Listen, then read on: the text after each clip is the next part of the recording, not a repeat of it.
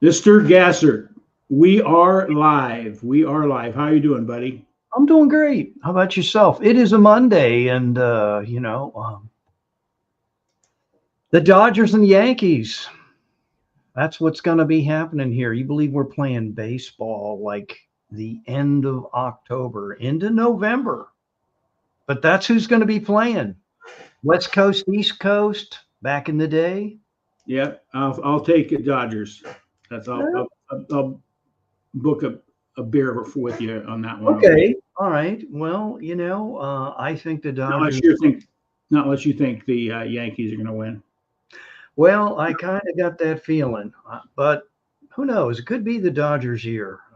You never know. Be interesting to watch this one.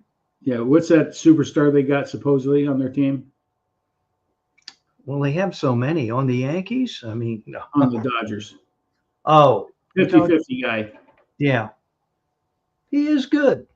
Yeah, so yeah, we'll see what happens. The World Series. That's really about the only time I really get serious about watching any baseball is the World Series. Absolutely. Yeah, don't watch it much during the season, or just see them a little bit here and there, and just to see if the Brewers are winning or losing and that type of thing. That's about it. College football, Georgia goes to Texas and shoots it all up and wins big time. Wasn't supposed to happen. They did. Congratulations to them. And then that team from Tuscaloosa looks like they lost the second game. Second game there, Tom. That's not supposed to happen, but it's a rebuilding year. So we'll see what happens in the name of name, image, and likeness. No pun intended. But yeah. Well, my Badgers won 23-3 over Northwestern. Cool. 3 straight wins, 116 points versus 16 points scored against them. So they're clicking pretty well. Their defense is pretty awesome. Nice. Unfortunately, I had to play Alabama and USC early in the season, but this coming Saturday night, they play Penn State, which is ranked number 4. So that'll be their breakout game. If they beat them, then they'll have a good chance of playing the playoffs, I think. So yeah. But be interesting. They're building new coach, second year. With what they call the transport funnel and all that type of stuff. It's really crazy. The portal, yeah. We got college professional football now, right? Yeah, you do. It's the minor leagues of the NFL. That's the way I look at it. So, Mr. Mark Gassert, now that we talked about sports, we're not going to talk about politics tonight. I don't think. But do get out and vote, everybody. Yes, please do. And I'll be out there at 7:00 tomorrow morning. Is Wisconsin's tomorrow's first day of early voting, so I'm going to take advantage of that. Yeah. So. Yeah, I already took care of that last week because the 15th was our first day officially. Early voting. Early voting. I always really still enjoy showing up on election day, but there's more reasons to vote early than ever before. It saves your party money. They don't have to spend money on trying to get you out to vote. They can spend that money on those that haven't voted yet or still standing in the, who do I vote for, which I think is quite obvious. It always comes down to, are you better off today than you were 4 years ago? And go with the candidate that has made your life better. And so that's how I'm approaching it. Getting out of the personalities, all about policies and outcomes and results. So I think we got the right person coming up to turn us around. So we did talk politics, though. So there we go. We probably won't have anybody watching us tonight now because of that. But anyway, we'd like you to just turn on your notifications, tag and share. And I'll start out with this, Mark, and then we'll go. Absolutely. We're going to talk about tonight. What are you grateful for today? I am grateful, as always, that I'm here and I'm able to do this. I'm grateful for the fact that, I had a Very relaxing weekend with my wife. I didn't have to do too many baseball games. It was kind of nice to kick back, do things around the house. Got our deck, excuse me, refurbed, retweaked, and looks great. The guy did a fantastic job. I'll probably put a post or two on Facebook or other social media channels. He does excellent work. Um, and essentially had a great weekend in terms of being able to do things with Gina for a change instead of worrying about going to a baseball tournament. That's about coming to a halt because we're finally getting cool weather here.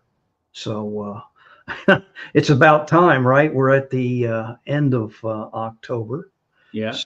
So we're due. We're due even in this state. But that's pretty much what I did, Tom. And, it was good just doing things around the house for a change. I enjoyed it. Good. Simple things. Got to be grateful for those. So. Oh, absolutely. Yeah, I'm grateful for the fact that I have another day to be above ground, vertical, the best way to say it. Another day to go out and serve and help people as I move through the day. And tonight we'll be talking a little bit about my why a little bit around that. And I'm just grateful to know you, be part of this Elevate Your Profits. How many? We were 3.5 years now? Yes, sir. Yes. Do you believe that? That's no, amazing. I can't believe that. I got more gray hair than when I started. That's for sure.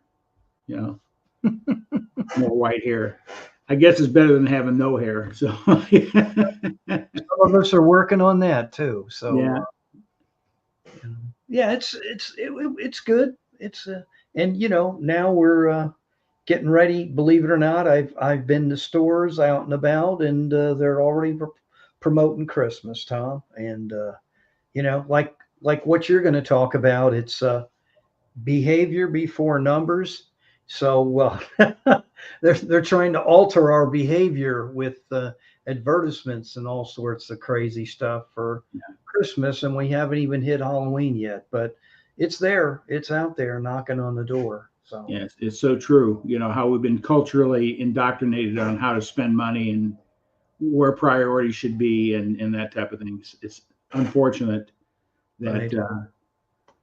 We're influenced in those ways at the emotional level. So today we'll talk a little bit about that, and that's sort of my story. I was in financial service industry back nearly 20 years, 19 years, helping people better understand the principle of money, and was insurance license, securities license. I started out at A.L. Williams Day, it's Primerica. And always wanted, I'm also a Dave Ramsey certified financial coach. Some of the principles I talk about tonight will be around some of those principles, but most of them are about the behavior, your thought process, your belief systems around money. And where do you begin to cultivate that? Because I remember when Bob Proctor talked with me when I became a certified consultant with Proctor Gallagher Institute, met with him with my business. I may have shared this story before, but I had my business binder with my why and my purpose and my business plan and all that. And he talked with me for about a half hour, 45 minutes. And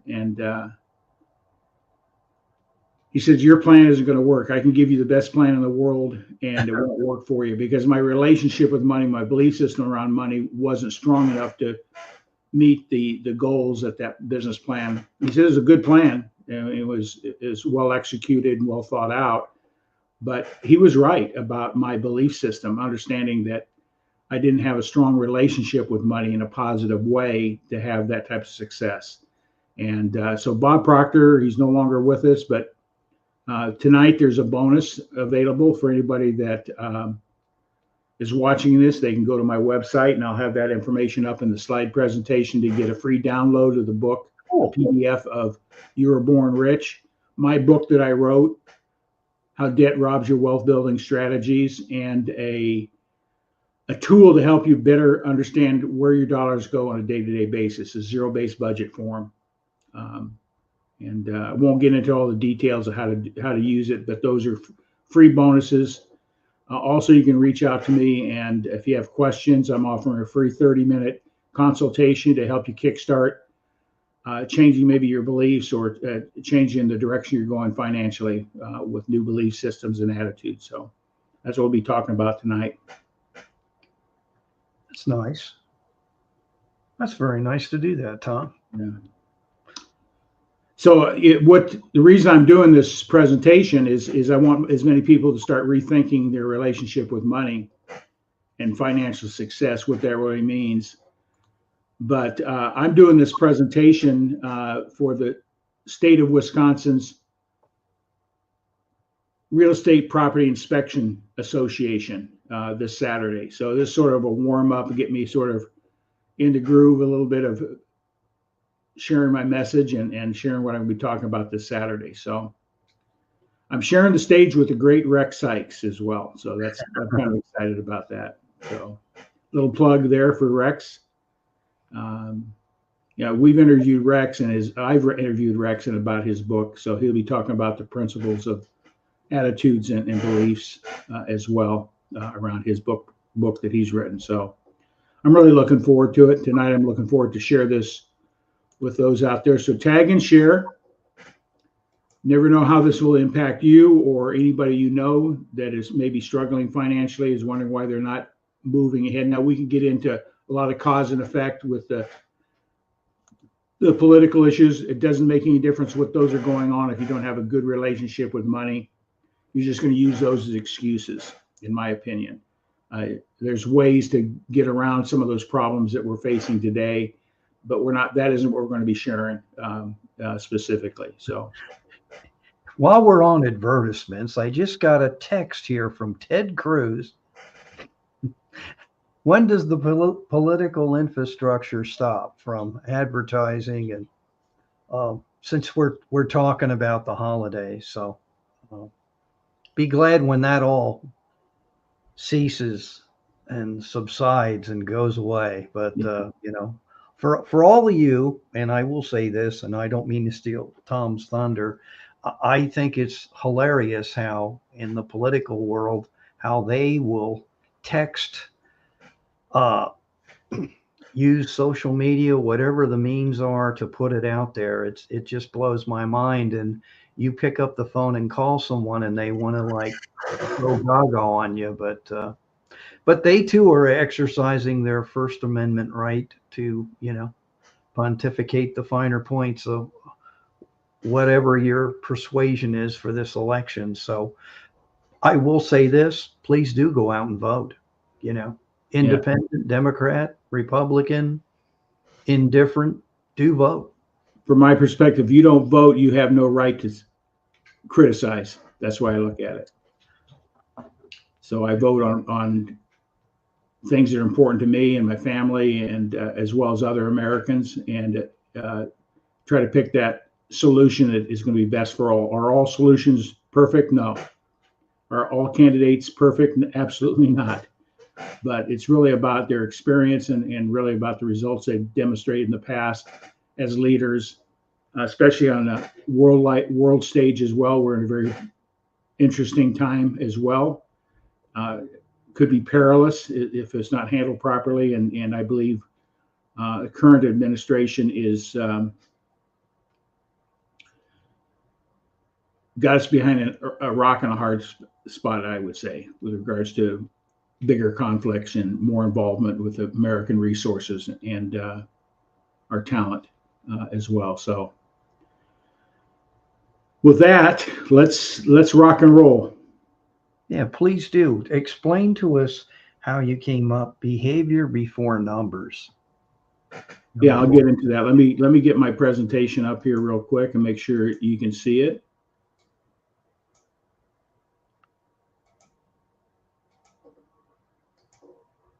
I think that looks good. Can you see it? There it is.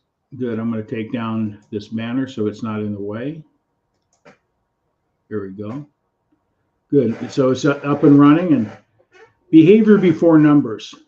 Many times people looking at financial success, just understanding what the formula is. What do I need to do?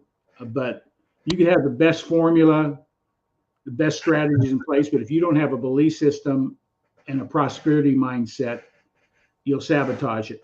You won't put those things forward. So we're going to be talking about the behaviors before we really talk about numbers. Once you get your behaviors in place, the numbers or the processes become easeful, not easy, but easeful to hit your financial goals and objectives. And so we'll be talking a little bit about that and some recommended reading and some sources that have changed my life, resources that changed my life and changed how I looked at my personal finances and my business success as well. So without any further ado, let's rock and roll. Behavior Before Numbers, the roadmap to financial security and freedom. Just want to welcome everybody tonight for this presentation. Like I shared with you, I'll be doing this this coming Saturday at a statewide convention here in Wisconsin. So I'm honored to be considered to give that presentation. A little about myself, my why. All the businesses I've done have always had an underlying pin of how can I help somebody else have better success, whether it be in the financial arena, educating people, financial coaching, being a Dave Ramsey certified coach, a personal development coach with Bob Proctor, and other influencers that help mold my thinking to prosperity. Because we all like to have financial success, but I guarantee you, if we really look at where we are today and how we got there, it's many times we get stuck where based on our environment, what we were brought up to believe about money. See, my folks grew up in the Depression era, and it was always struggle, lack of money, and those that had money were special or were different. So we sort of grew up in that culture of not believing that money was obtainable or abundance of money was obtainable to everybody. And I carried that into my life up until I met Bob Proctor. And then that light bulb came on, and I started changing my belief systems and my attitudes around how did I get to that point and how do I change that?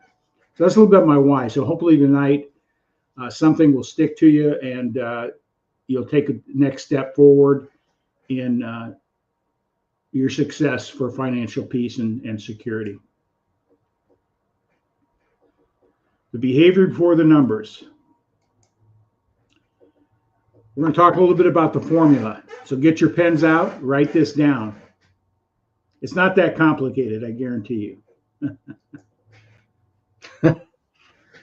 But before we do that, I believe that if you got to make a change in anything as you do, you got to be disturbed. You got to be sick and tired of something that's been happening that you want to change. That's a behavior, emotional attachment.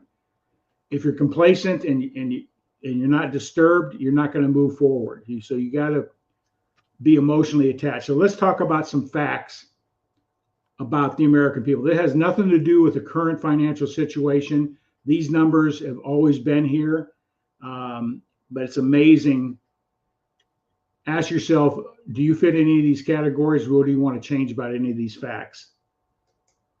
Statistically, you are. 70% of Americans live paycheck to paycheck.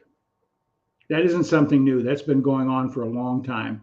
I can look back to my parents. It was week to week, paycheck to paycheck. I grew up with the same mentality. Can't wait till Friday payday. Then by Wednesday next week, all the money's gone. That time there's more month than money. That's been a tradition. That is a behavior decision. You don't have to.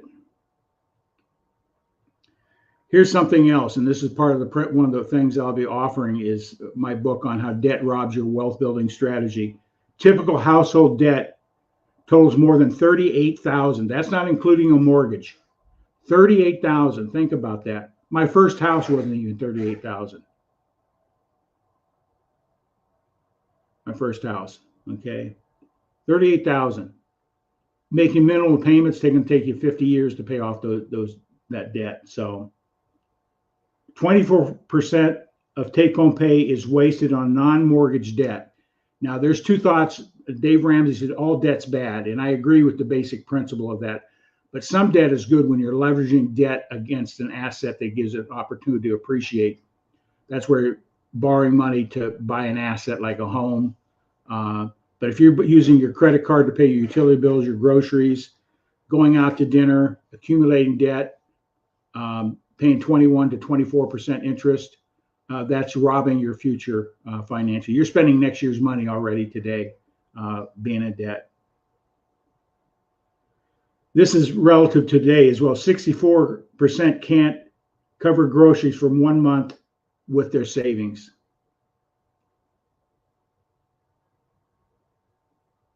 %50 of Americans have less than $10,000 saved for retirement. Think about that. 68% don't prepare for a detailed budget. I'm going to cover just briefly about that here in a little bit. 49% have more debt than savings. 71% of Americans say debts are making their home lives unhappy and are using consolidation service, trying to reduce the monthly payment over a longer period of time to get out of debt. It's a strategy, but I don't believe it's one of the best strategies out there. Money problems are the number one cause and reason for divorce.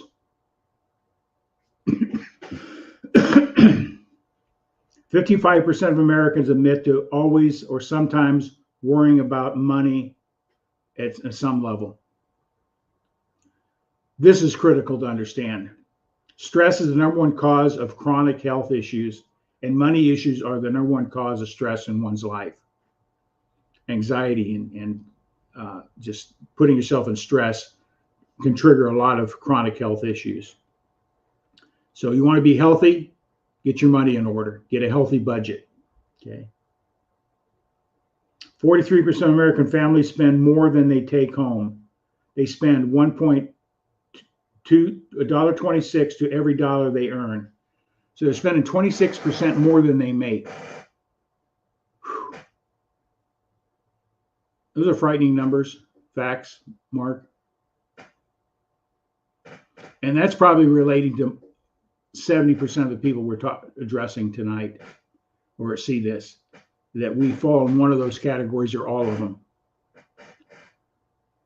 So if we not disturbed, how are we going to make a change? You must gain control of your money, or the lack of it will forever control you. To solve a problem, one needs to know what is the outcome of any decision made or to be made. Got to use a little bit of wisdom. Okay, to make this decision, what outcomes can I get from that decision? Is it supporting or taking away from a goal or a vision or a purpose with your money? Do you have priorities? Is it in that priority zone? So you got to think about, before you just emotionally make a decision about spending money, what are my options? What are the outcomes if I make that decision? Most people make a decision on the instant, on the emotional feel. You know who that individual is?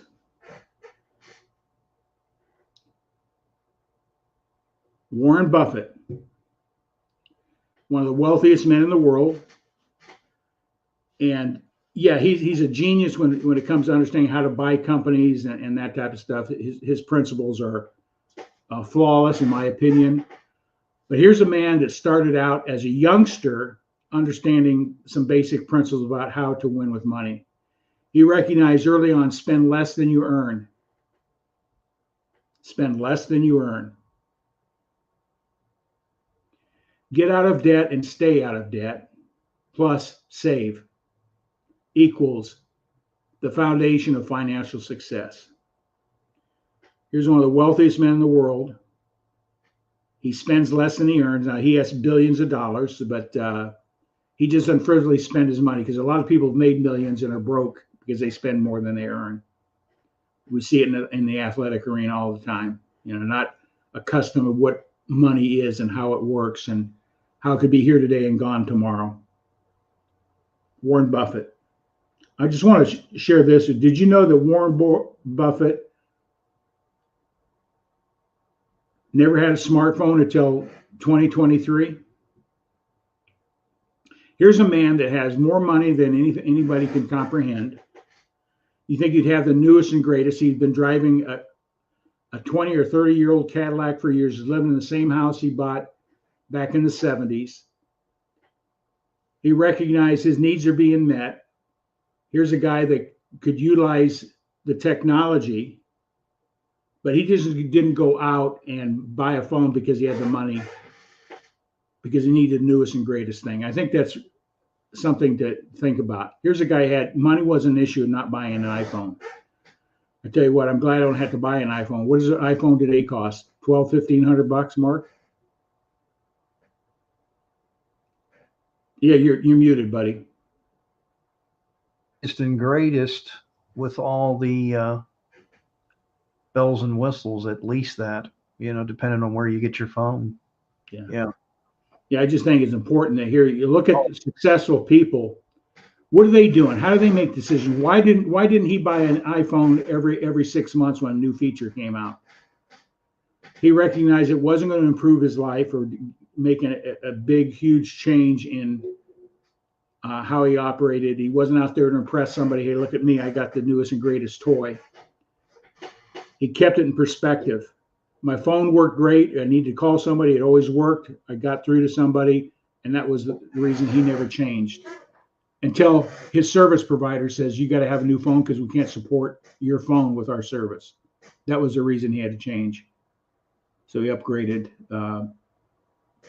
Otherwise, he'd still probably be talking on a flip phone or a telephone line, whatever the case may be, right? A rotary phone. Ask somebody, one of these youngsters today, dial your number on a rotary phone, and they won't be able to do it. Well, Mark, I tell you what, the problem's been solved. Thank you, everybody, for your attention. We wish you luck. Spend less than you earn, get out of debt, and save some money. You have won financially. But that isn't really the end. Sort of a joke here. Thank you for being here. We all know what to do to win with money, right? Then why do most struggle with money? So if it's that simple, but why do we continue doing poor decisions, behaviors that don't support outcomes that we really want in our life? Why do we do that? Culture. How were you brought up? What was your parents' relationship with money? Their circle of friends and families. If you take a look around your environment, you'll find that you circle your life with the 5 people that have the same net worth, same belief systems about money, same belief systems about faith, same belief systems about politics. So if you want to change, start looking at how other people think and what their relationship with money is. And you can change that behavior, your belief system as well. You may not ever have to struggle with money again. This is staggering. I still want to go back to facts because this is a reality. Less than 3.5% of Americans have a net worth of $1 million or more. From my perspective, that's a tragedy. When we have the highest income earners in America, there's no reason, if you do the math and apply some basic principles, there isn't any individual that we're talking to tonight can't be financially independent. And that everybody's going to have a different definition of what that is and what it means to them. But at least having $1 million or more of disposable assets by the time they're age 65. If you don't have it, there's other strategies you can use to provide that income to support the lifestyle that's important to you at retirement or whatever the case may be. But this is a tragedy. We looked at what the average person has less than $10,000 saved for retirement. How is $10,000 going to support a lifestyle of $90,000 a year family income, right? It's not going to happen. Not going to happen.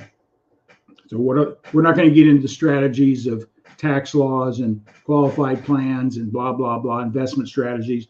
We're going to talk really about, let's reframe your belief system, get you emotionally charged to make a decision that will change your life. Take a look at your environment. It is a reality of your current and past beliefs.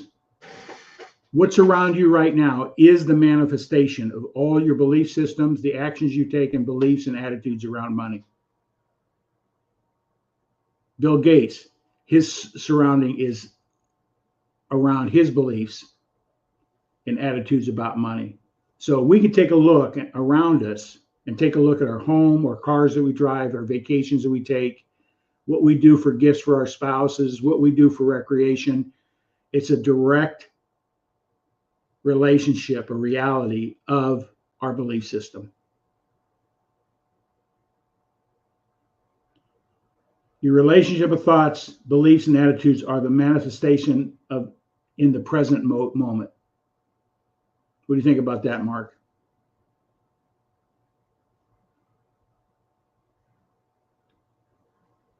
You're muted, buddy. I keep getting mute. I keep getting muted for whatever reason. Maybe they're trying to hush me up. No, it's true. It all starts with, your attitude and hanging around the people that, you want to emulate or be like, and learn from them and learn from others. Yeah. A lot of times people won't look in the mirror, the accountability mirror, and be truthful with themselves. Yeah. A lot of times you're the reason you're not succeeding, and it has to do with your belief and your mental attitude, the way you approach things. Yeah. Your professional success is tied to your beliefs in relationship with money.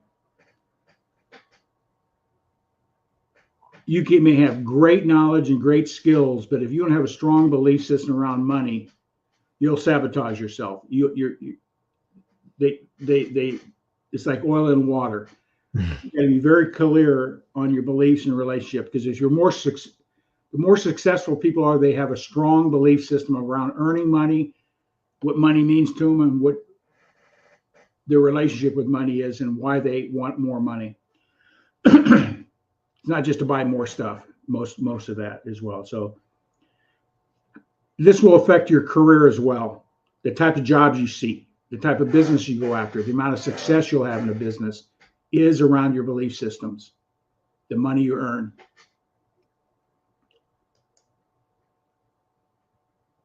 So to get where we want to go, we have to have a mindset change and new beliefs. We either have a growth mindset or fixed mindset. Most people are in the fixed mindset. This is what I was taught. This is the way how I was raised. This is what my cultures caused me to believe. This is what they taught in school. You can go on and on and on. But those that are succeeding and having success financially in all areas of life, in business as well as their personal finances, have a growth mindset. They're willing to make a change, to take a hard look at themselves, really evaluate, how did I come to that belief? Is it supporting what I want? You want a different reality? Change your thinking. Plain and simple. Change your thinking. And we're not talking law. We're not talking panacea. But if you exercise certain principles in your life around attitudes and beliefs, your actions will start aligning, and the actions start giving the results you're seeking. Are you a fixed mindset or your growth mindset? Question is, what does a millionaire look like? Mark, what does a millionaire look like? What's the first thought that comes to your thinking? You mean as another person? Or Yeah. I think if you look in the mirror, you could be a millionaire. I mean, they look like you and me. They're everyday people. But we usually have some image what that is, the types of houses they live in, types of vacations they take, types of cars where the kids go to school, types of clothes they wear. We have some sort of mental mindset of what a millionaire should look like. We wish was true, okay? Right. It's not what you think. But that's why I said that, because the ones I know of, they look like you and me, and you'd never know that they have or are a millionaire over a few times. And the greatest example of that for me was my brother-in-law. You'd never know it if you met him. The stuff you're talking about, he implemented in his own business, and that's why he did what he did. Yeah. The book, I don't know if you ever read this book or exposed to the Millionaire Next Door. It really talks about who they are, their belief systems, Right. the attitudes, and that type of stuff. And you would never know it. They don't wear it on their sleeve. Hey, I'm a millionaire. And those that usually flaunt that they have a lot of stuff usually Right. don't have anything. They're Yeah. just another statistic at a higher level. That's all. They're one paycheck away from being broke as well. So, and then the new book, the next millionaire next door, could be you.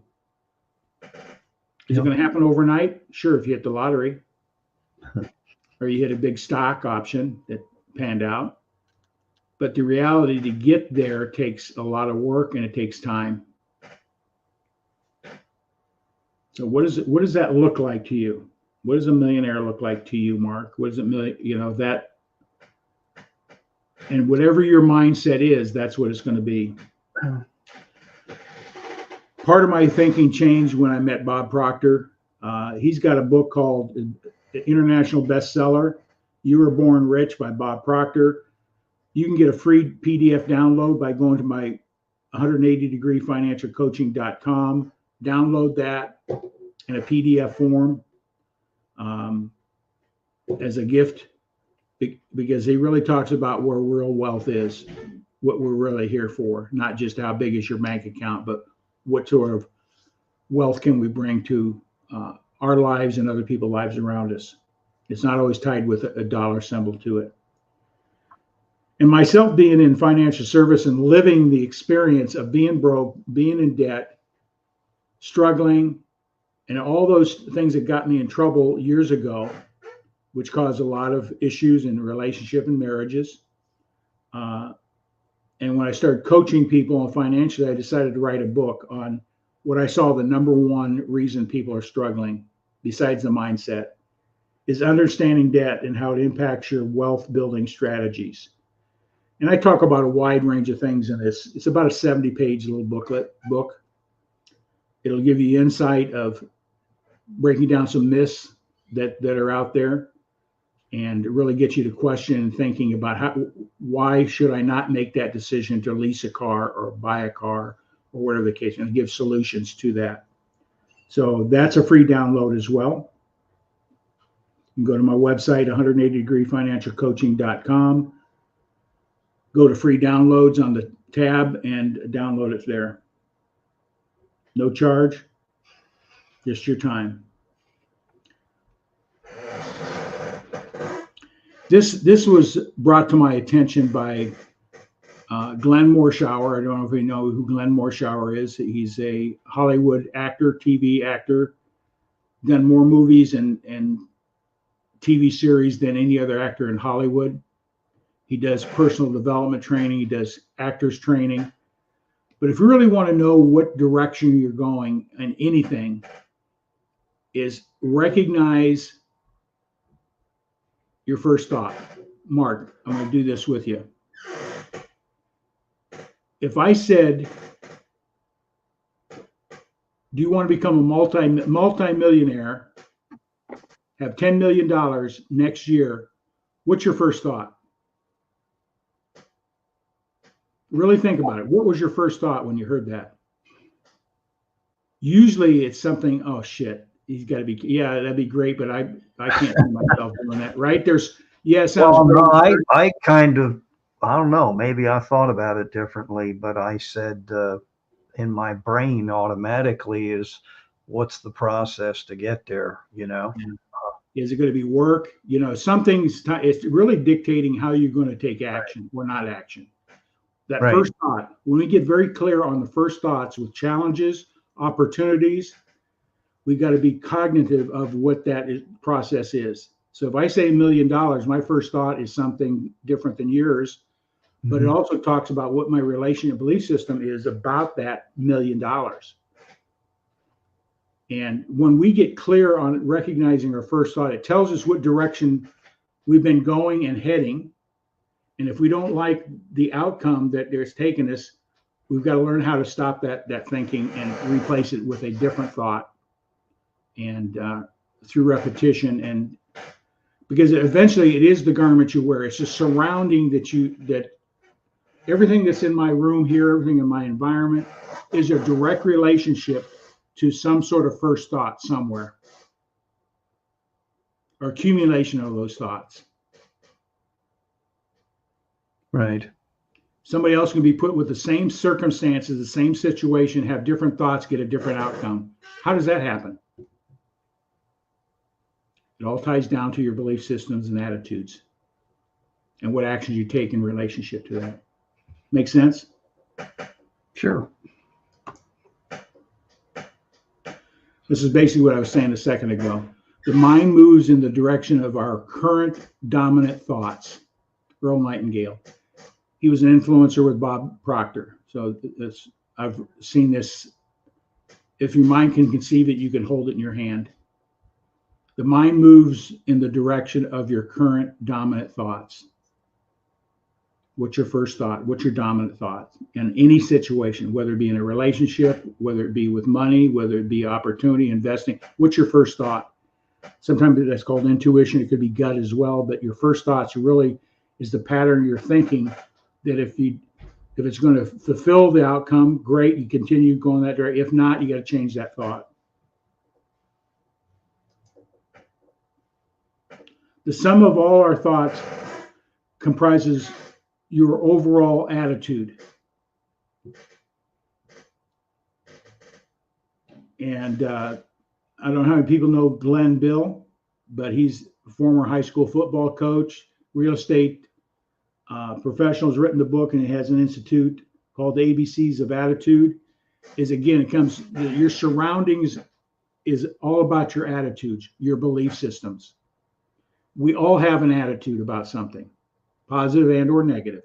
I could say something politically, we're going to have an attitude or belief system around that. Mark might be different than mine, or whatever the case, but we all have an attitude about money, success, and how we address that determines the outcome, because we're going to move in the direction of our predominant thoughts, our attitudes. So do an attitude check. It's so important. Get attitude. I encourage everybody to get Glenn's book, The ABCs of Attitude. It's a phenomenal, simple read, but it's really powerful. It's these principles are all sort of coming together as I've learned them and applied them in my life. And I'm still growing. I'm still struggling. I haven't got a perfect life, but I'm perfectly trying to change it. So, challenge. When a negative thought enters your mind, think 3 positive ones. Train yourself to flip the script. These are the principles Bob Proctor taught, Glenn Bill, and some other people around this. Understanding how our mind thinks and how it dictates the outcomes that we're having in our own lives. Change your thinking, change your results. People always say, well, Tom, where do I begin? Begin with the end in mind. What does that look like? Mark, if we could say, gee, what type of financial security you want? What does it look like when you're 90 or 100? What is that going to look like? And you start there and you work backward, because eventually we're all going to get to some age where we generally right now don't even think about, in our culture, baby boomers are just now starting to think about home care, assisted living care, things that come along with old age. We never really think much about them. We may experience in our own families. We know people that are in that situation. But what do you want? Where do I begin? I'll start with this. There's a good side of that picture of being old, and there's a downside as well, right? Yep. What's the worst case scenario? You should look at that. What's the worst case scenario? You begin with the end in mind, start with the end outcome, and work backwards to make your dreams possible. This is what I hear all the time. I don't know what I want, but I know what I don't want. We may not be specific on exactly what we want with financial success, but you already know what you don't want. You don't want to be in the streets living under a cardboard box, right, Mark? You don't want to be in an assisted living facility. All they're doing is wiping your butt and you're wiping your face, right? You want a little more quality of life at that end stage, right? What's it going to look like? Who's going to be in your life to help you get through those final days? There's poor decisions will give you poor outcomes, positive decisions. So you start at the end and work backwards. Most people aren't even thinking about their end of life game plan. Would you agree, Mark? Absolutely. So we need to know what we don't want. That's a good starting point in planning your future on anything that you want. My wife is a great one. She knows, she's a great teacher of this, and she knows what she doesn't want. She built her life around what she doesn't want. She doesn't go there. I think this is important to do. Where are our priorities? And I can tell you this. I can take a look at a credit card statement or take a look at a checkbook. I can tell you exactly what your priorities are. Where you eat lunch, where do you go? The average person spends more time in planning for their vacation than their financial stability and freedom. Yeah, we want to go away. We want to have some fun. We want to get away this next summer. And they'll spend hours planning and figuring how they're going to do that, how they're going to come up with the money. Most of the time, they don't have enough money. So they say, well, we got a credit line of $2,000. We can get part of it there. And they pay for that vacation the rest of their life, right? Pay for that vacation the rest of their life. So you really got to take some time. Start with the end in mind. I'm going to talk a little bit about the process. Zero-based budgeting, what that is. Because most people don't like budgets. Because a budget tells you is a reflection of what you did or didn't do with your money. It's an accounting. It says, yeah, you had no money in the bank and a lot of debt and no money in retirement, and you made X, but you have zero for it. Zero-based budget is the best way to manage your money. But here's the financial planning life stages. When we're young, getting out, graduating high school or college, we're thinking about fun stuff. We're talking about our travels, our hobbies and the fun stuff. We want to go snow skiing, we want to travel, we want to do that. So we spend most of our time and energy planning for those things. But as we move into our 20s, into our 30s, we're starting to establish a career. And again, going back to your belief system will determine what type of career you have, your self-image and self-belief about what type of money you can make out there. Why some people work in minimum wage jobs and other people going after their doctorate degrees and become physicians and such. Their belief system, their cause, and their purposes. So in their 20s and 30s, socializing, we're socializing and we're getting our careers established. Then we move in our 30s to 40s. We've either been married or plan on getting married. We're looking to buy that first home. We can take advantage of that. And we're planning our family. Having children, what's it going to take there? Then we move into our 40s to 50s.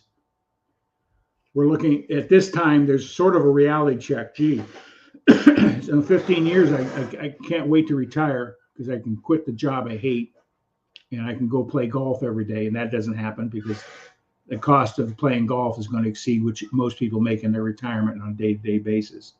So this is where reality comes in. Oh, gee, I better do something. I better do something. And then the 50s and 60s, things change a little bit about how we look at our travels or holidays in our retirement. What does that look like? Part of your retirement should be that long-term care. What's that lifestyle going to be like? Are you living in a nursing home? Do you have in-home care? Do you have loved ones taking care of you, spouse, or are you having to hire people to take care of you for the things you can't do for yourself? And guess what? People say that's not going to happen to me. Well, nearly 70% of all people are going to need some sort of care in the future for one reason or another, whether it be cognitive, whether it be physical. They fall and break a hip, they get ill, chronic illnesses. And then stress. Money here is really, lack of money is putting more stress, and people get sicker the older they get.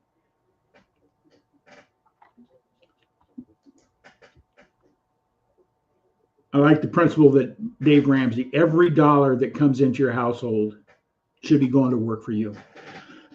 What does that mean? That doesn't mean being invested. It means that you do a complete balance sheet in a zero-based budget of all your income, where it comes in, what's going out, groceries, gas, car insurance, car payments, house payments, savings, so on and so forth. And you allocate a portion or every dollar comes into one of those categories. And so at the end, if you have $1,000 income budget, just use the sake as a round number, all your expenses against your income should equal zero. Then you know where every dollar is going. It's either working for you or working against. If you got more going out than you have coming in, you got to find a solution to that. It's maybe tightening some of those areas up in your budget, doing without some things that are not necessary for your quality of life, putting up delayed gratification for some things.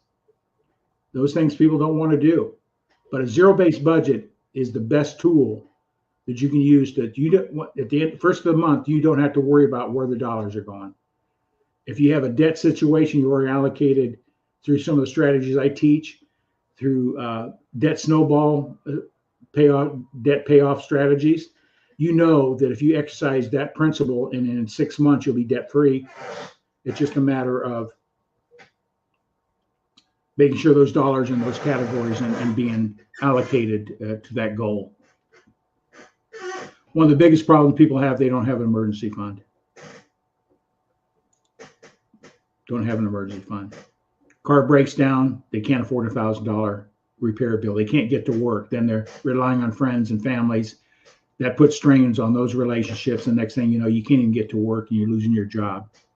So zero-based budgeting means that for any budget period, typically a month, your income minus your expenses should equal zero. A zero-based budget requires that every dollar be allocated to a budget category so that the ending balance of the budgeting period is zero. The goal is to make sure every dollar that comes in serves a purpose, whether it's discretionary spending or paying bills, building savings or reducing debt. That's zero-based budget. I can provide you a zero-based budget worksheet that'll help you. You plug the numbers in and it works it all out and shows you, do you have a zero-based budget? And then you attack those areas that you're spending money in that maybe you can eliminate totally or reduce your cost. Gee, I didn't realize I was spending $200 a week eating out, taking the wife out to dinner and the kids out to McDonald's hamburgers, right? Sum that up. If you don't have a tracking method, you have no idea what you're spending and you wonder why you're broke at the end of the month. Determine what your priority. I'm not here to tell you where your priorities are, but you can see where you spend money and know what your priorities are. If you're spending money, you don't have a priority of saving money. Plain and simple. If you have a priority of saving money, you're finding ways to save money. For example, cell bill. A lot of you may have a cell service provider. You're paying $80 for that line a month. Well, guess what? Shop around. Maybe you can find a cell provider that provided for $20 a month. What would $60 a month do in your budgetary goals? Just like Q streaming. The average family is spending $1,300 a year for their home entertainment. So if that's important to you, I'm going to tell you not to have a streaming platform, but can I get the same value of services for less money? If you can, do it. Plain and simple. Because what would $600 to $700 a year do in your budget? Could be the difference you retire or not retiring. Could be the difference you send your child to a college of your choice. It could be the difference of you going on vacations. It could be the difference in how you're going to be taken care of at your end of life period as well. So it's important that you evaluate, where can I cut? What do I need? And is it serving my goal and my vision? Does that make sense? Absolutely. Okay. This is where you should start. What's that end picture look like? What would it look like when you're 80 or 90 years old? You've had knee replacements, you've had heart attacks, you're on medications, who knows what's going on. We just look around. Just go to a nursing home and see all the problems. What do you want that picture to look like? There's great facilities, there's home care facilities, a lot of options out there. You need to know today what your options are and start planning for that today. Don't wait until you're 75 years old and say, okay, great, now what do I do? It's not a pretty picture, guarantee you. Not a pretty picture. So you start with your long-term care and work backward, your retirement, all the way back to today. Every day should have a financial picture painted for you. What am I doing with my money today? Here again, these are facts around the long-term care. Do people have enough assets to pay for long-term care needs? No. Most people in the United States do not have enough assets to pay for long-term care. You just go through these needs. Financial assets. They don't have enough financial assets. Discretionary income coming off those to pay, give you cash flow to pay for those services. They're not going to be cheap. Typically, my wife and I have a wellness center at a long-term care facility here in Oconomowoc. It has an independent living side and then dependent living side where they have assisted living and all the healthcare services you need to survive. And it's $10,000 to $15,000, $20,000 a month. And that's one of the higher end type of facilities. And so if you spend less for the similar services, you're going to get equally poor care for yourself or your loved ones. So you need to start planning today, because getting old is part of life. Dying is part of life. We need to plan for that and know what all the outcomes are going to be. Now, and what the impact will do on you financially. You've worked hard to build a house. You worked hard to build maybe a retirement account up. You worked hard. And if you haven't planned this piece, you could lose it all in a matter of 10 months or less. You lose it all. Everything you worked for. And guess what? You don't have a lot of control, because that's governed by statutes and IRS and you name it. So plan for that. So we did an interview with Dan Altmeyer. Here's some information. I encourage you to get his book. It's a pretty comprehensive book. You got it there, Mark, in front of you? Right here. Yeah, it's a great book, and I encourage people to get it for themselves, their loved ones, their parents, because this is a reality check. If we don't start here, all the things that we worked hard to get there mean nothing. Mean nothing. I want a quality of life. I got a good quality of life today, and I want to have a good quality of life as I exit the earth as well. When do I get started? Now. Plain and simple. Now. Because procrastination, waiting, has an impact. So are you ready? I'm going to cover something here that's pretty interesting. The wealthy mindset, manifesting prosperity through intentional actions. We talked about attitudes and beliefs. The behaviors are associated with that, creates the actions that we take, and that determines what type of success we have or lack of success. Very simple formula, the mindset. The cost, the price of waiting.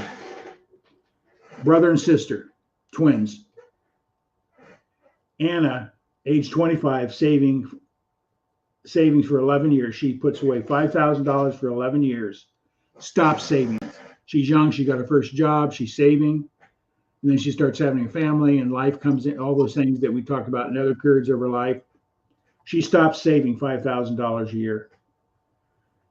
And just understanding the principle of time value of money and the compounding effect of money. As you have money, you start to learn best ways to use that money to leverage it to get the best returns, ROI.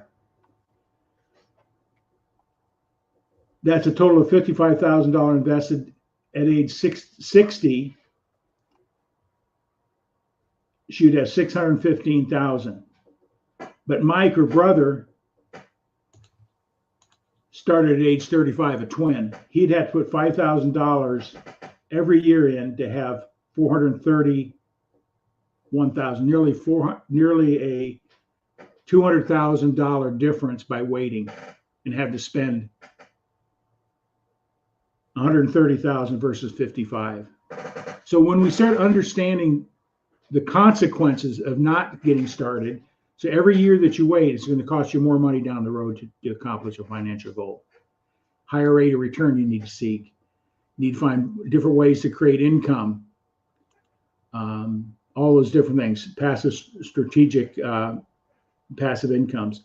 So what do you think about that, Mark? Procrastination. Do you think this is where most people fall in? I'll get to it later. Yes.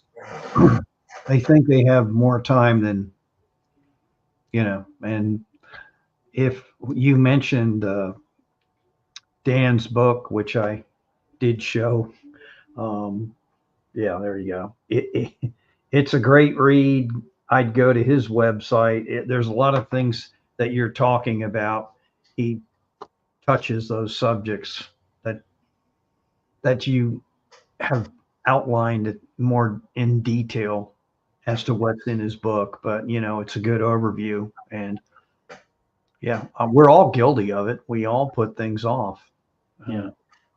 And the numbers won't lie. When we start understanding these numbers, start running them, and it just asks yourself, would you rather invest $55,000 over that period of time and have $616,000, or invest $130,000 to have $431,000? Yeah. It's a big difference. No brainer, right? A big, huge difference. Right. Here's my offer. You can go to my website, 180 Degree Financial Coaching. Go to the tab Downloads. You can download the Bob Proctor's book, You Were Born Rich, How Debt Destroys Your Wealth Building Strategy, my little booklet, zero budget worksheet. So you can just start working that, play with the numbers, and start analyzing where your money is. Where can I save money? Am I spending it in areas that is not supporting my needs and my wants? You don't spend money in those areas. You just redirect those dollars to the things that are going to help you either get out of debt or save money to invest.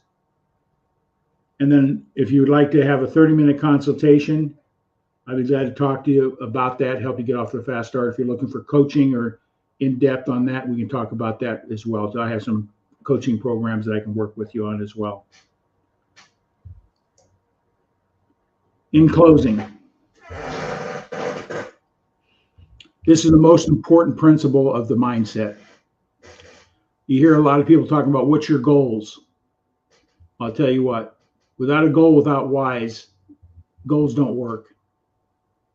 And the power of a vision, a clear mental picture of the outcome you seek is the power. When you get a clear vision of the outcome you seek, that end result, nothing gets in the way. You won't let the economy get in the way. You won't let politics get in the way. You will do what it takes to meet those needs, and it becomes easeful when you're clear on your vision. Because most people have a goal. Most goals are defeated when they've hit the first obstacle. They quit. Most people will quit, or they'll modify their goal. They'll downsize their goal. Oh, maybe $1 million in what I want in my future. Maybe 300,000. I think I can do that. If you think you can, you're right. If you think you can't, you're right again. People either change their thinking downwards. So that your power of vision is the most important element of the mindset. Nothing will get in the way when you're clear on your vision. The greatest wealth builders ever had, they had a vision first. And the how-tos followed later. And they never let the setbacks and the struggles, and challenges they had along the way get in the way. They just found solutions. They just found solutions. Maybe change their own mindset and they change their own thinking. Start talking with people who have a different view of success in those areas. Start implementing those principles. Success has a formula. Find that formula that works for you, that meets your vision, and just take action. So that's probably, I think this principle right here by Dr. Miles Monroe, get his book. It's spiritually based, spiritual principles. It makes all the difference in the world. So that's what I wanted to share tonight. That's the presentation I'll be giving this Saturday. So any feedback or any thoughts on that? I thought it was very good. And now that you made all of us feel guilty, I hope I disturbed you. No. I would tell anybody to reach out to Tom. He knows what he's talking about. And, that's why I hang around people like this, because I keep things on the third grade level for a reason. But Tom knows his stuff here. So I would definitely reach out to him if you have a question or you want to have a consultation. I thought everything that you talked about is true to form. Some of these things I've heard before. That's all I'm going to say. I think we've expounded on those ourselves or had other people expound on them. Yes. I think those of the, every time I look at these goals and achievement, and I think of that greatest generation group of people, like you said, what does a millionaire look like? That's what I was getting at. The people I knew, they just, what you envision as a young person is great looking clothes, a killer car, some sort of mansion, and that's not the case. Particularly if you looked at a guy like Warren Buffett, very unassuming, but very knowledgeable. And when they speak, you have a tendency to listen to what it is that they're offering and sharing with you.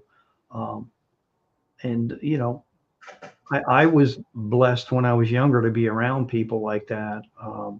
Pretty cool people. They're not what you think. I mean, right.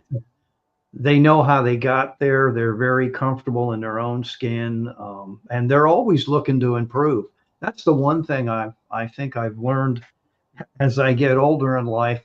I don't care whether it's financial planning, umpiring, sports, being a great mom. They're always looking at, doing things better.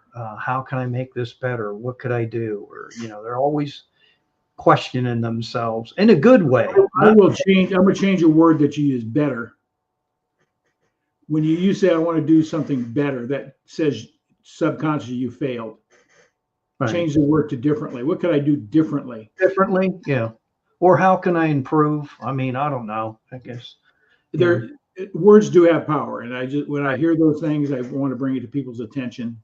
What could I do better?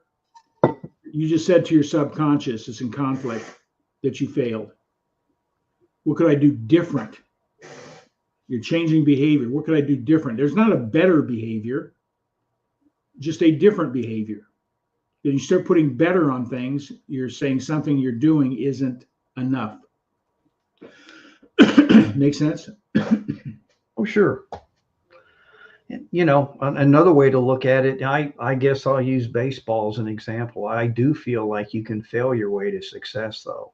It's just something I believe when you're up there, because things are going to happen. I would love to see every kid get a hit, but it doesn't work that way. Much to the chagrin of their parents. But no, I'll keep that in mind. So differently, how they do things differently, Yeah, words do have power. You are absolutely correct. It's how we embrace them and how we understand how it affects our subconscious thinking. And I think another thing is people compare themselves. Should never compare. That's the killer to me. You got to look at where you're at, and you mentioned it time and time again tonight. Find out what your why, what process works for you and your why, and what type of massive action you're going to take. Your massive action, not someone else's. Exactly. And I think that's what we struggle with.